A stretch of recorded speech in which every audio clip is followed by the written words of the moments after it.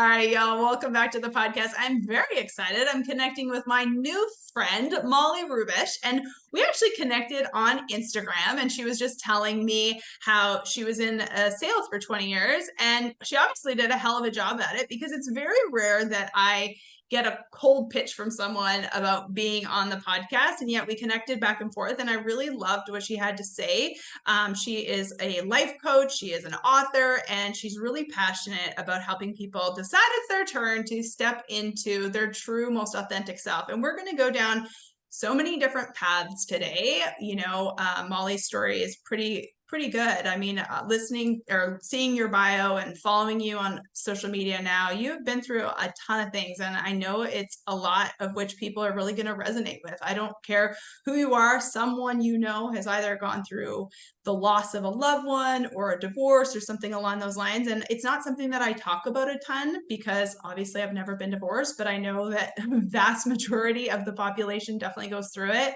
And there is a lot of things mindset wise that come up when it comes to divorce and the shame and the fear and all of the things. And that really resonated with me. And I'm so excited that we decided to do this. Thank you for having me. I'm excited to be here. Yeah, absolutely. So tell everyone who you are, what you do, and we'll kind of go from there. I am a mom of four and blended mom of four. I'm an author, a blogger, and a life coach. And I really just want to help women step into their truest authenticity. Nothing is off the table, and really just dive into who they want to be and how can we make our lives, our one life, as meaningful and as impactful as you were designed to be.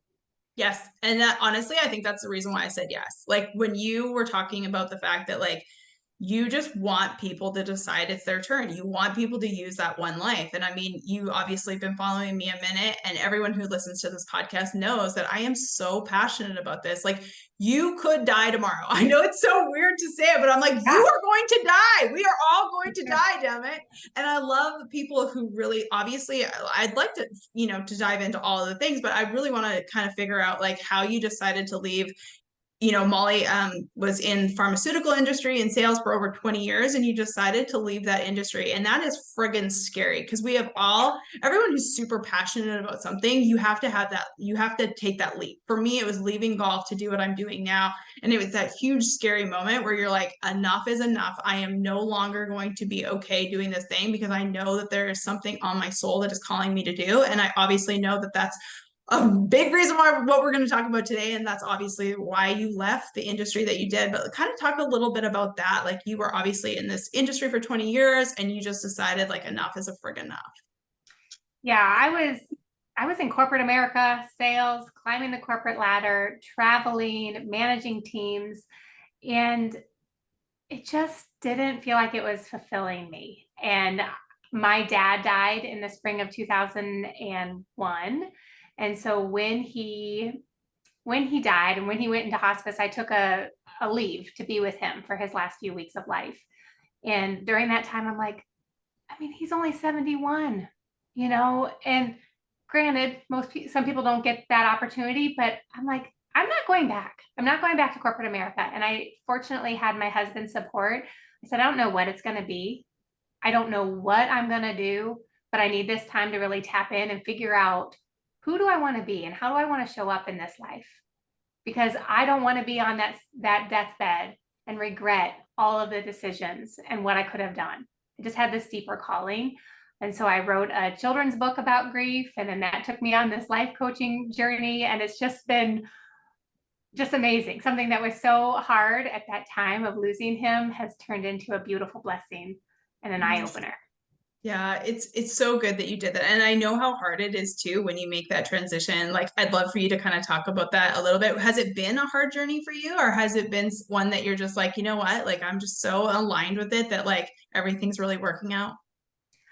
Or both. It's been hard because corporate America teaches you like first this, then that. You say this, you go into an office, these are who you call on, this is what you do. So you just become very robotic in the approach. Maybe you have a little bit of finesse, in your own sales approach, but you're still driving the corporate mission, right? And so then taking that out and me being my own entrepreneur, and figuring out, hey, I really could go anywhere. I have a harder time reeling it in because I've got so many creative things that I go in so many different directions. I'm like, okay, maybe I need to scale it back because I have too many irons in the fire at one time. So that's probably my most difficult piece is I'm like, I want to go this way and go that way. But the thing that you're most passionate about is helping people through that transition and that change and that grief. Is that what you're really most passionate about? Yeah, I think that there's a lot of beauty in big life changes. So I got divorced in 2017. I lost my dad in 2021.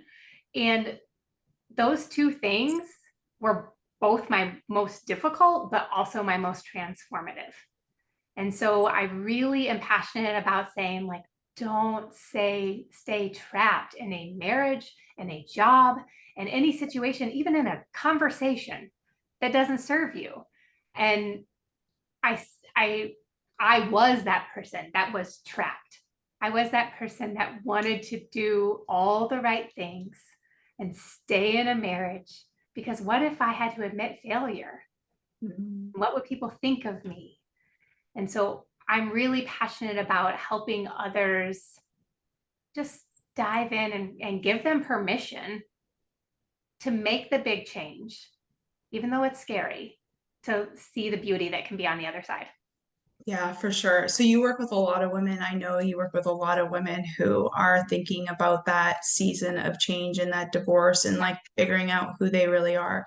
What would you say to the woman right now who's listening? Because I know that there's going to be many people probably reach out to you after this because I'm assuming that, I've never thought about getting a divorce, but I have been in that situation where I just knew to my absolute core I could no longer do the thing that I wanted that I was currently doing. Like there's just that point in time. So what would you say to that woman who is like so close and yet is so afraid to take that leap because what are people going to think, especially when it comes to divorce? I mean, I feel like, do you feel like nowadays, like divorce has become easy? Like, I don't know. I hate to say that it's like more commonplace and it's not that big of a deal. But at the same time, too, is there still so many women that are trapped in that?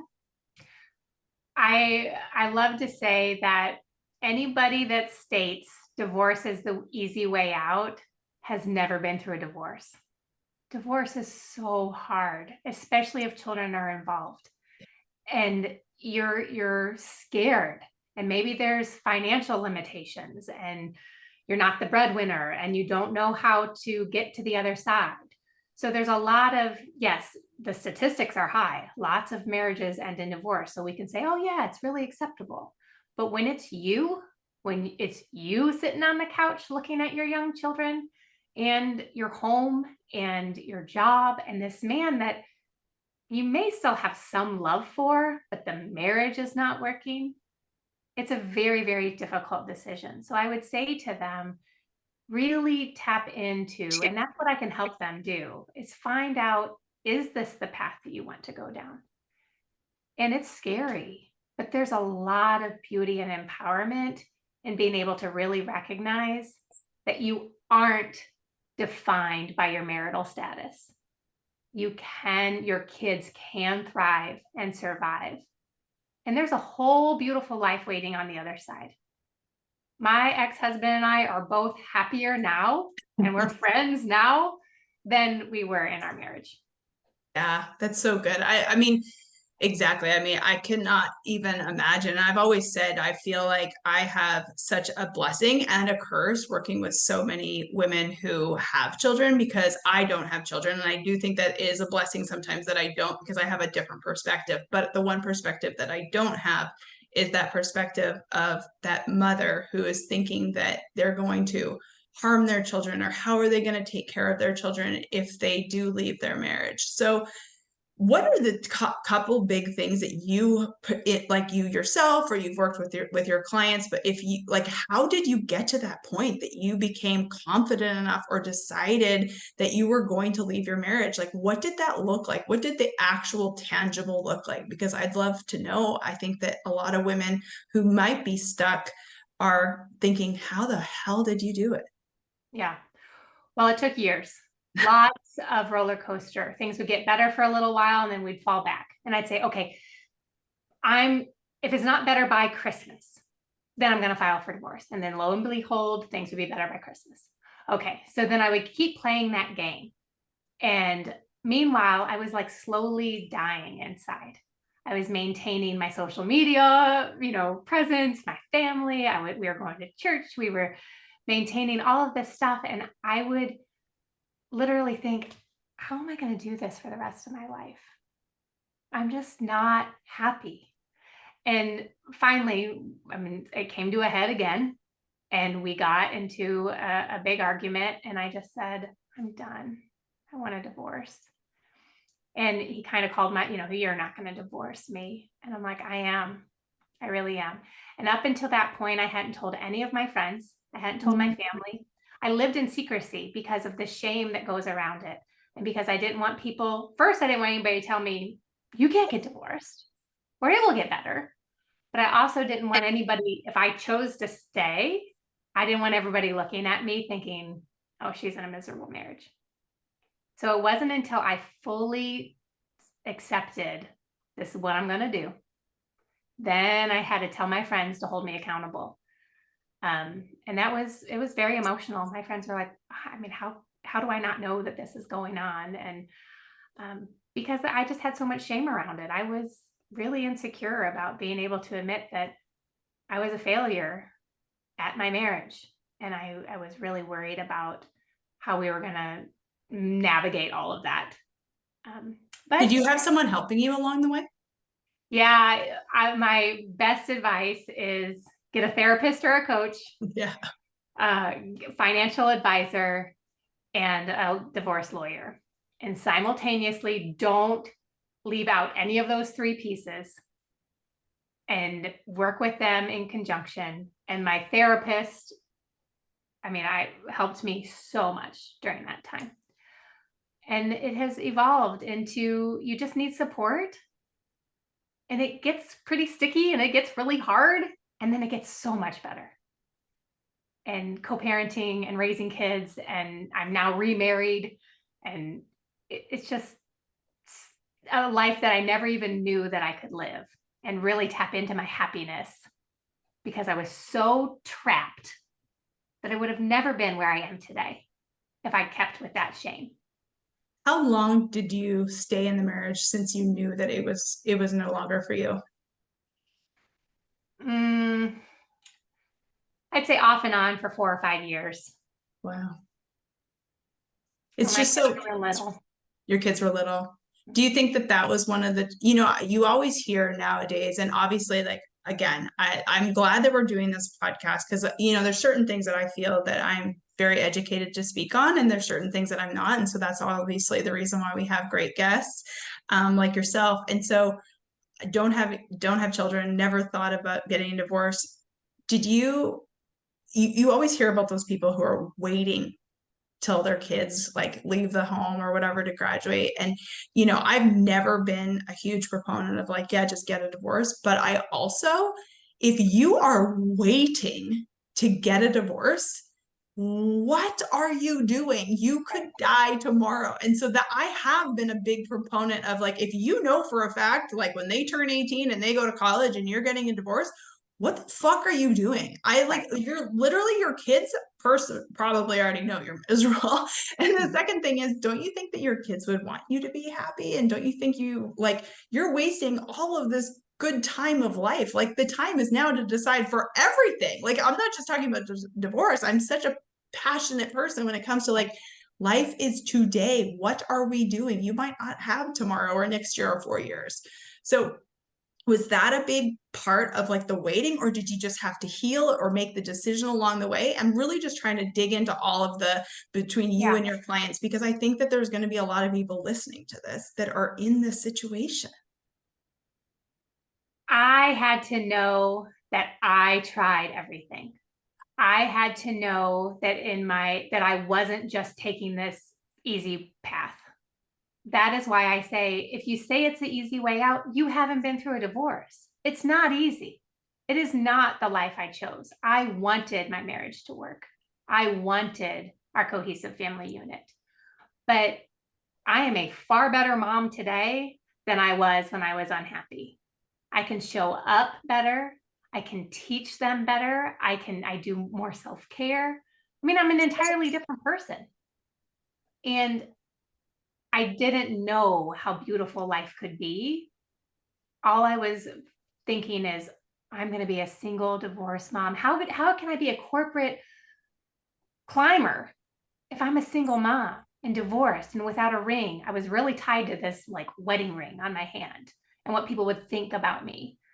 And so you get fixated on these little things and what society and what the neighbors and what the church and what the school is going to say.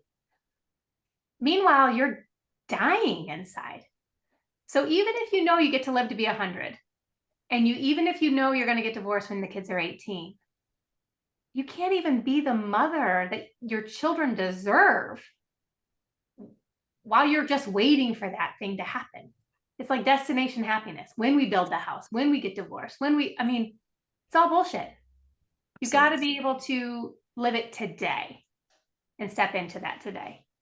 I love that. It's so true. I mean, we are talking the exact same thing when it not, for me, it wasn't divorce. It was just deciding that I was going to be happy, deciding I was going to do the thing that my soul called me to do. Like I had the life, like I had the looks, I had the money, I had the thing, I had the job, I had all of the things. And yet I was so fucking miserable, you guys. And like, that is the thing that we don't want you to be. We need you to take the action to do the thing that seems like the worst thing ever, but it turns out to be the best thing ever. It's so funny you say that about the ring. I've been with my husband for 20 years. I barely wear a wedding ring. So I often forget mine now too. It's like I don't know. It's just a label. It's just yeah. And I think that there's such beauty. I can tell that you're an extremely confident person, because that's one of the things that I really look at when I look at people who have really stepped into who they are and stepped into their true happiness, is that person who can, be so happy without thinking it's the money, without thinking it's the look, without thinking it's the house, the relationship, the marriage, the job, and all of the things. It's just the true internal stuff that so many people don't put the value on that they need to. I mean, the confidence of inside you knowing you're living your most authentic, true life is literally, that's the reason why, life coach, it's such a different industry nowadays. And I don't know how you've seen it, but like, people do not put the value on that they should. Like, I sometimes get called that, and I'm not a huge fan of it, but at the same time too, it's one of the greatest things humanly possible if you can help a person live their most authentic life, live true to who they are, and live joy filled. I mean, if you're a person of faith like you and I both are, I mean, that's what God's calling us to do. Like, we are supposed to be fucking happy, guys. We are supposed to be living our lives fully. And yes, I just said God and fuck in the same sentence. But that is our do that job. a lot. I do that a lot. So, but yeah, I mean, you have to be fully authentically yourself. So that's so cool that you were able to do that. And now you obviously help a lot of women with that. And so you got the divorce, and then what happened after that? Because I want people to hear the other side of it. Obviously it was hard, but also too, like, what has come from the other side of it? You're now married, and then there was another time of grief. So let's kind of talk about like what happened right after the divorce. Yeah, I was able to just live, and my favorite house to this day is that little house that my two kids and I lived in, and we rented in this teeny little home where I laid in my bed and I could say goodnight and I could hear both of their little voices. And it showed me that, and my kids, that like the size, the square footage, the decor, none of that matters. We are happy, and the three of us can make it together. And that was so empowering that I'm like, I'm going to go out and date. Whatever. I'm going to have a good time. I was in sales. I'm going to just go out and introduce myself. And I stopped my now husband at the grocery store in the aisle, and I introduced myself to him, and we went out for coffee. And I'm very lucky to have met such a wonderful human. Oh my So gosh, how good is that? This yeah, is proof that you don't need those app things. I've got a couple of clients right now are in that like dating that like, where do I meet people? I was like, I actually think I said the grocery store. I don't know. I was like, hang out at the grocery store. yeah, I don't really yeah, know what besides the apps nowadays. But I mean, surely you can meet people yeah, other places besides the apps. yeah, yeah. And so he too was going through or had just gone through a pretty difficult divorce. And we found comfort in that with each other. And we said really early on, we're either so broken that just a normal relationship with another human being is amazing, or we're soulmates. There's like no in between. And fortunately, I think we're soulmates and we're destined to be together. But I thought we'd either churn and burn and just crash, or we would really make it. And we have built a really beautiful life. Unfortunately, his ex-wife died about a year and a half after we were together. Wow. And so we're raising his two boys through their grief journey and raising my two kids, which I share custody with my ex-husband. And so we're just a blended family that really shows that even though there's been a ton of adversity and a ton of heartache, we still have a lot of joy and we can have excitement and beauty and we can still be sad and we can wish that things were different, but we can also love our blended family. And I consider myself a mama four, and we just live it. How has obviously not everyone goes through that, but how has kind of stepping in as mom full time to your stepkid's life been? How has that transition been? I know you even wrote a children's book on it. Yeah, I did. It's been good. In the beginning, I was Molly. I was the new stepmom. And after their mom died, and we call her mommy, they decided they're like, I'm going to call you mom. So I'm mom and she's mommy. And we keep that very much like she still lives in our home. We speak of her memory. She lives here. We celebrate her birthday. We talk about things that she would be proud of them for. And they're also just kids, and kids are amazing. And so they're like, mom, mom, mom, I mean, and it's just, I'm their mom. And so I'm their earthly mother. And we've been able to raise them and work through their grief. So I did write a children's book it's titled, Is Heaven Farther Than the North Pole? And the title is that because my littlest boy asked me that after his mom died, and he was trying to understand, where is she? And so I titled that book that way. And then I dedicated it to their mother. And we just do it.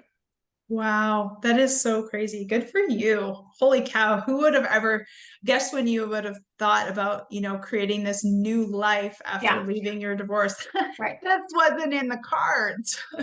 Right. I mean, I'm like, wow, careful what you wish for, right? So, Yeah. Oh my gosh.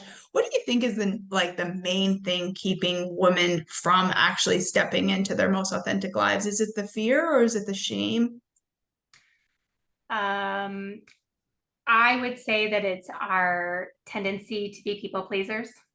It's our tendency to be codependent, people pleasers, and be the good girl. We are raised from very early on that we need to follow, sit down, maintain composure, look right. And so, what would people think if I didn't fit that norm? And then you also think, am I a failure? My friends are all happy, which newsflash, no, they're not. Newsflash. No, they're not.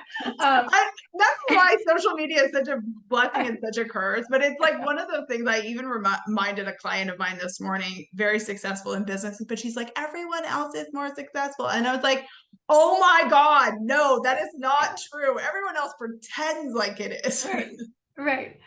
And so I just think it really boils down to our own inner critic and our paradigm that keeps us very stuck. I don't want to be divorced. I don't want to leave that job. What would people think if I went back to college and changed careers?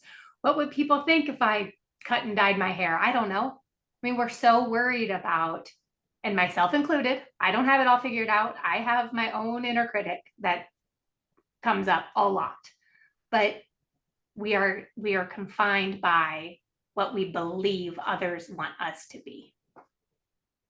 One of the things, the trademark kind of teaching pillars that I talk about are decision, faith, and action. And I think I really help people reprogram the stories, patterns, and habits to kind of get them unstuck. How do you help your clients really not only just be okay with accepting that, but then really kind of reprogramming that? Like, what do you do with your clients when it comes to like really helping them kind of reparent themselves when it comes to the beliefs that they have that are, not serving them? Well, we got to get real honest and very raw about what lives within us and our nervous system and the inner critic and our childhood. So we do like inner child work or an internal family systems work, like really tapping into where is all of this belief. And once you can identify that and you can hear this person coming up from inside of you and this person coming up inside of you and why we are the way that we are, including our entire paradigm, how we were brought up from our childhood until today. So when you can kind of befriend some of that and understand that each part serves us in a very meaningful way, then we can decipher which things we want to continue to take down the path with us and which parts are going to allow us to step into our most authentic self. I love it. Did you learn a lot of that through your therapy? Is that how you figured out how to like reparent yourself in that? Or did you do life coach school or something like that? Yeah. Yeah. It's my own years and years and years of professional therapy, and then working with my own individual coach, and then my coaching certification. Yeah. And where do you think the women kind of, if they're willing to do this, if women are willing to say, okay, I need support in this, because I think support is everything. I mean, I'll be honest with you, I don't know why people don't have support in all of the areas of life. Oh my gosh, like it's like once you do it, it's almost like, and tell me if you feel like this is true, but it's like once you know, you can't unknow. Yes. You know what I mean? You're like, oh my God, why the fuck would you not have a coach or a therapist? Like, are you kidding me? Why do life without it? But there's just such this like stigma. I think even a lot of people say it's like money or time or all the things, but I think the thing under the thing is you will always find the time and you will always find the money for the thing that you value. Every single day, I've repeated this 100 times on my social media. Look at your credit card statement, look at where you spend your time, and I will tell you what you value in life. And I think if people really witnessed the value of having someone walk beside them, I mean, it changes the game. I 100% agree. I say all day long, you need a therapist. And I don't mean that mean, or you need a coach. I have one, you need one. It will better your life 100%. When you start tapping into your well-being, not just I'm going to drink this shake now, or I'm going to work out at the gym. Those things are great. But if you're not working on your entire system and your well-being and your emotional and mental state, all that stuff is going to fall by the wayside. So it's a game changer. You should find the money and you can find the time. 100%. Do you remember the moment where you kind of decided that for yourself? Like, how did that come up for you? Because I think it's helpful for people to kind of hear from other people, like how they kind of got okay with it. Because even still to this day, people think it's like super like, oh God, don't tell anyone. And I'm like, scream from the rooftops, let everyone know. Yeah, I'll tattoo it on my head. Exactly. This is not a secret and it should not be. But like, do you remember that? Like, who gave you that permission, or when did you decide that like seeking that support was helpful for you? It was very early on in my divorce therapy journey. And I was so sick of being so angry that I went into my therapist and I sat down and I go, I just want to be happy. I just want to be happy. And she laughed at me, and she goes, it doesn't work like that. You can't just be happy. You got to feel all the emotions. You got to feel them all. You got to be angry. And I mean, I just was like, okay, fine. Now I'm sad. Now I'm crying. This is terrible. And so what really shifted is then we started looking at me. I originally went to therapy to talk about why this person was so bad and why he was wrong and why he was the problem. And yes, we could give a lot of reasons why he was bad and why he was wrong. But what was it about me? And so then this light bulb went off that I'm like, I'm a contributing factor to my life. The way that I believe in myself, the way that I expect others to behave, the way that I enable or allow because of my lack of boundaries, all of those things. Then I started thinking, how can I heal myself so I don't marry the same person again? So I don't stay in the same situation longer than I should. And how do I continue to really step into what I want? And so it was a light bulb shift when you don't go to therapy to heal others. You do it to heal yourself. And a coach can really allow you to do that in some ways more effectively because they can share way more effectively. Yeah, they can share their dialogue back. I always say the difference between coaching and therapy is that therapy, we can find out exactly why you're fucked up within like the first 10 minutes. I know why I'm screwed up. I can tell you all of the reasons why. Coaching is taking the actions in order to make changes. Both are very, very valuable. I have them both. I highly recommend them both. But like there is a huge difference between talk therapy and actually taking action or feeling it in your body and using different modalities in order to like change and shift and actually make real long-standing like in your body changes. It's amazing. Like especially the shame. I feel like there's just so many women who just carry this like belief. And I don't know, where are you based? Are you in the South? I'm in Southern Indiana, outside Louisville, Kentucky. Okay. So I think in the South in particular, and this is never a slam on the South because I'm like the biggest, I love the South more than anyone, but I'm not originally from here. But I do believe that there is just like women in particular in the South, like it has to be a certain way. And you have to hold yourself to this standard. And it is so fucking detrimental. And it's just not fair and it's not realistic. And no one is doing it, even if they pretend on social media like they are. And it's the only thing hurting you. Right. 100% agree. Yeah, totally. And just giving yourself that permission. So, now that you're in a happy marriage and now that you're taking care of yourself and you're helping other women do the same, what really do you feel like is the goal for you in helping more women do the same? Like what really lights you up still to this day, just helping women through the divorce process? Yes, it's not even necessarily the divorce process. It's just stepping into what you want. Stay in your marriage. That's great. Leave your job. Let me help you do that. Quit trying to live this one life in this perfect way. And that is the beauty of, I don't have it all figured out, but I know how to help you figure out what's true for you. And that is what is the beauty of coaching, is let me help you uncover what works for you and what you want in your life. Don't come to me for me to give you all the answers on how to meet somebody. I mean, I can give you some ideas, but what's going to work for you? And same with your divorce. Do you want to get divorced? Let's hash that out and really step into where you are in your life. So I'm just driven to spread love and light. I went to help children through their grief. I did a beautiful grief workshop this past weekend. Went to empower women to just be happy and find joy and fulfillment again. And really just quit being so trapped. That is so good. I just know that there is one woman who's listening to this that is hearing you and just you've almost given the permission, you've done this before, you've given the permission that it's permission, ladies, that you do not need. And perhaps there are a few guys, but you do not need the permission.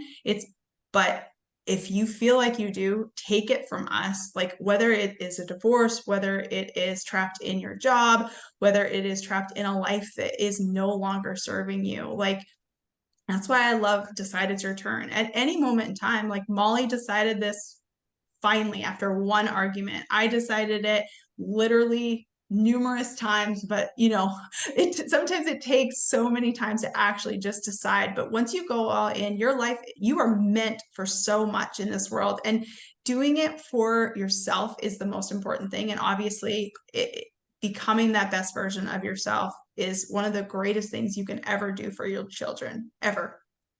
100% agree. I believe that when you heal yourself, you heal your children's children. 100%. Generational change, 150%. I believe that to my absolute core. And so hopefully one person hearing this today, you've granted them the permission. Where can everyone find you, Molly? My website is Molly Rubesh, RUBESH.com, or Instagram, Molly_Rubesh. And I have a free discovery call if anybody'd like to just give me or schedule an appointment online, and we can hash it out. We can see if it's a good fit for you. Awesome. Well, thank you for doing this. And I appreciate you sharing on, you know, just the grief and the divorce and giving yourself the permission to take accountability for your life. Give yourself that personal responsibility to absolutely live out the most beautiful life ever. So thank you for reaching out. And I'm glad that we did this. And thank you so much for being here. Yeah, thank you.